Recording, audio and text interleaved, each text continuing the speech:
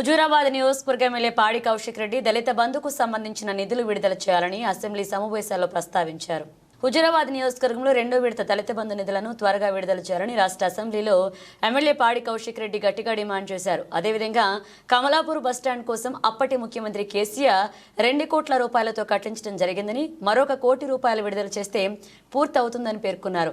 హుజూరాబాద్ నియోజకవర్గ దళితుల మహాత్మా జ్యోతిరావు పూలే భవన్ దగ్గర ధర్నా చేస్తే అరెస్ట్ చేయడం జరిగిందని, వెంటనే వారిని విడుదల చేయాలని ఎమ్మెల్యే పాడి కౌశిక్ రెడ్డి కోరారు. అధ్యక్ష, మా హుజూరాబాద్ నియోజకవర్గంలో దళిత బంధు అనే పథకాన్ని పైలట్ ప్రాజెక్ట్గా హుజూరాబాద్ నియోజకవర్గంలో తీసుకొని శాచ్యురేషన్ మోడ్లో దాదాపు 18,500 కుటుంబాలకి శాచ్యురేషన్ మోడ్లో దళిత బంధు ఇవ్వడం జరిగింది అధ్యక్ష.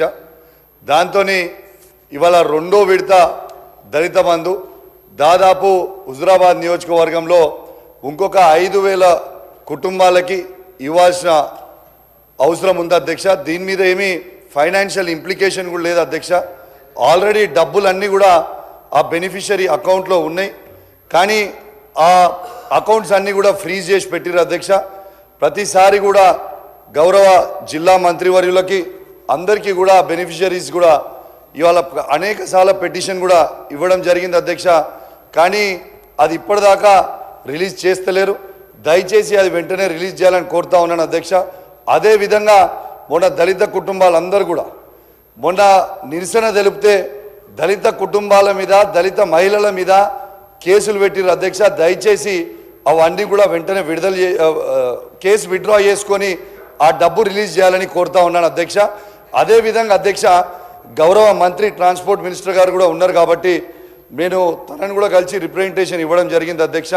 కమలాపూర్ మండలంలో మా కేసీఆర్ గారు అన్నాడు 2 కోట్ల రూపాయలతోని అద్భుతమైన బస్టాండ్ కట్టడం జరిగింది అధ్యక్ష. ఆ బస్టాండ్ని ఫినిష్ చేయడానికి ఇంకొక 1 కోటి రూపాయలు అవసరం. దయచేసి గౌరవ మంత్రి గారు కూడా మొత్తం సబ్జెక్ట్ ఐడియా ఉంది, అది కూడా ఇవ్వాలని కోరుతా ఉన్నాను. ఇవాళ అధ్యక్ష ఇవాళ దళితులు వచ్చి కూడా ఇలా ప్రగతి భవన్ ముంగట కూడా ఇవాళ రెండో విడత దళిత బంధు విడుదల చేయాలని ఆడికి వస్తే వాళ్ళని కూడా అరెస్ట్ చేసిరు అధ్యక్ష. దయచేసి అది కూడా విడుదల చేసి వెంటనే వారిని రిలీజ్ చేయాలని కూడా కోరుతా ఉన్నాను అధ్యక్ష.